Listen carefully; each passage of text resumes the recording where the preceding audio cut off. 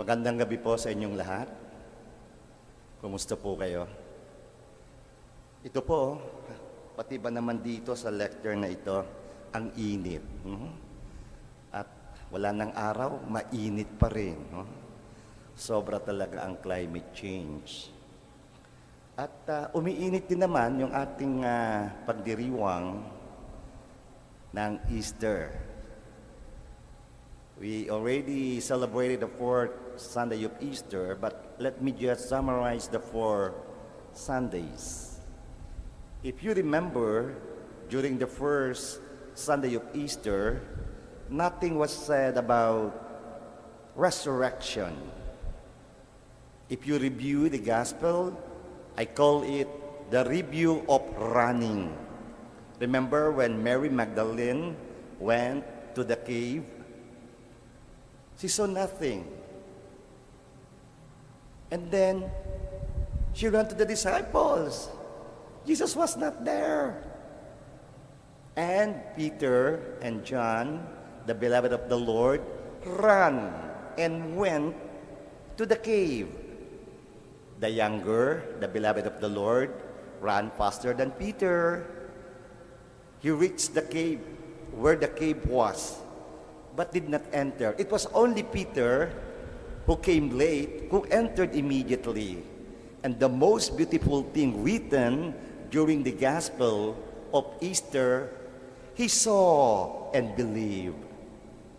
It's only then, the following Sunday, Sunday of Easter, it became Divine Mercy Gospel. And there, Jesus appeared. Yung pong first Sunday, umaga. Yung second Sunday, Divine Mercy, yung gabi. So Jesus appeared to the disciples.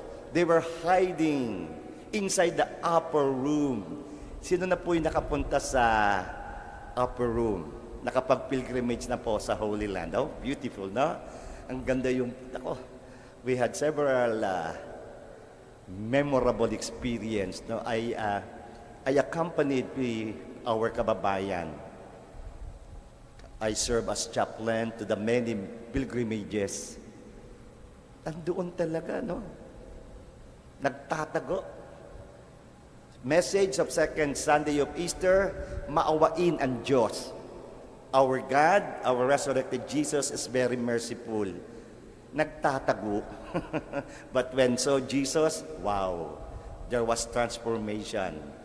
He gifted the apostles with 2 things, peace and the Holy Spirit.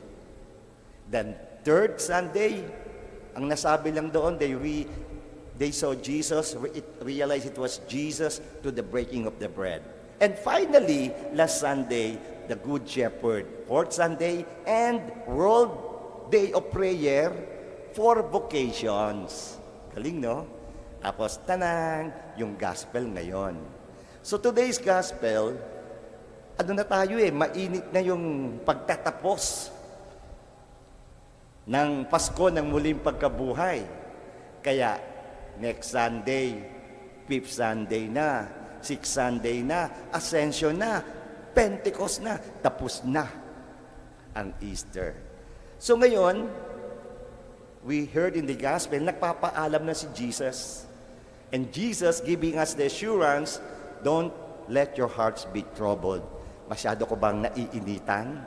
Pati nga sa politika sa ating Pilipino, sa bansa natin, no? Grabe yung mga, I call it yung mga attack dogs ng both sides. Grabe, no? Mainit. But anyway. At natutuwa naman ako sa init ng mga ulo sa Amerika, lumamig yung ulo. I'm very grateful and I praise God for the U.S. Congress giving aid to Ukraine. No? I've been praying for that.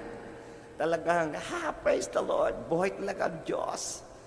And how many humans will be saved?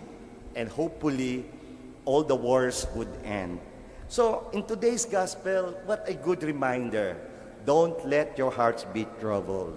Solution, have faith in God, have faith in Jesus. Kaya napakaganda. And then Jesus, eto na, nagpaalam na after giving the assurance Sabi niya, I'll go. I'll go to prepare a place for you. Another assurance. And good reminder, our life here on earth is temporary. Tung init na ito, sandali lang rin yan. Sa heaven, maganda ang air conditioning. O, diba? Unless you will go down, you know. Ayan. Kaya sabi ko, every time I visit the Holy Land, summer, there was a time we went there, summer. Itong naalala ko yun 42, 43. Aba ngayon sa Pilipinas, parang normal na lang, no? 43, 44, 45. I'm from Mindoro, San Jose. 46, yan, laging kasama. But again, what an assurance. May langit. So, di ba? Maganda doon. Nakakasiguro ako siguro malamig. Amen. So with that, as we celebrate the 4th Sunday of Easter, today is Friday. Tomorrow, mayroon pa po tayo, magsasama tayo. 5th Sunday na ang aking tatalakayin. And kung nandito kayo bukas, I'll talk about how to live this Easter. Living Easter in us. Easter resurrection is not just an external event to reflect on what happened to Jesus. More than that, it is an internal event should be happening within. Happy Easter pa rin po.